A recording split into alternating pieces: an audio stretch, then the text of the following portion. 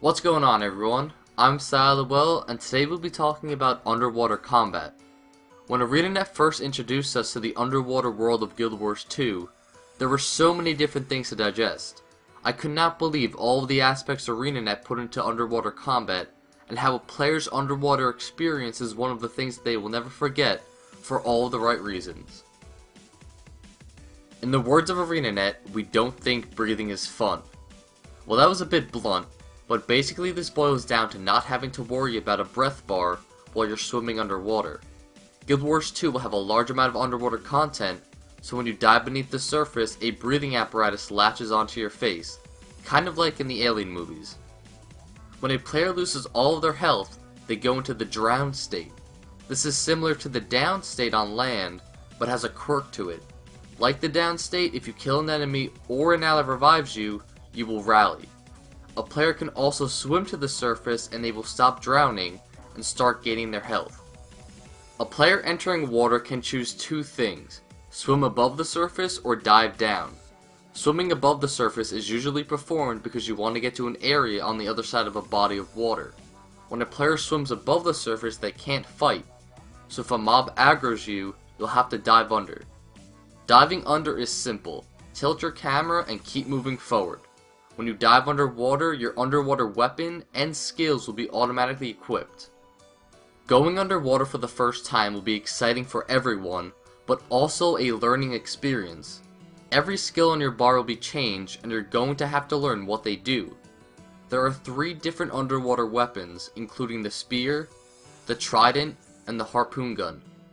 The spear is a close quarters melee weapon and is used by the warrior, the necromancer, the ranger, the thief, the mesmer, and the guardian.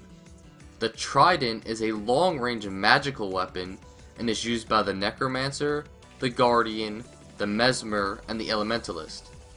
The harpoon gun is a long-range mechanical weapon and is used by the engineer, the warrior, the ranger, and the thief. Your 6 through 10 skills will also change as well, but they will be equivalent to what they do on land. Something like the elementalist ability, which summons hands from the ground and immobilizes enemies, wouldn't make sense underwater. Underwater won't feel like a secondary zone in Guild Wars 2. In addition to a wide variety of dynamic events, most dungeons have underwater content, and your personal story will also occasionally take you under the sea. Clearly, underwater was not an afterthought for ArenaNet. Fighting underwater in MMOs that I have played has sometimes been enjoyable, but a mess at the same time. Some things just didn't work. In Guild Wars 2, area of effect skills can be used to hit foes on top of another. You can use skills to force enemies up to the surface, or drag them down to the ocean floor. ArenaNet went above and beyond with underwater combat, and we wouldn't expect anything less from them. I really like that most of the dungeons have underwater content, and that your personal story might take you beneath the sea. I can't wait to see the fights that ArenaNet brewed up for the underwater bosses. It's going to be very exciting. Another possibility that is being discussed is underwater in PvP. Having an underwater area in World vs. World would be fun, but I am one that wouldn't be for having it in the competitive PvP scene. Oh, and for that one guy who keeps asking about the rare spawns, here's what we got. There might be rare dynamic events in the game, which wouldn't reset as fast as other dynamic events.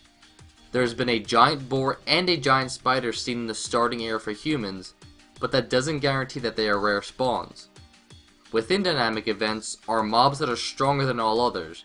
This could be a case of a rare spawn, or could simply mean that the monsters get stronger as the events unfold, or becoming more difficult because it is scaling up. I hope this helps. I understand that there wasn't a straight answer given. That's all for this week, guys. I hope you enjoyed the video. Don't forget to like, subscribe, and to check out our Facebook and Twitter pages. I'll see y'all next week.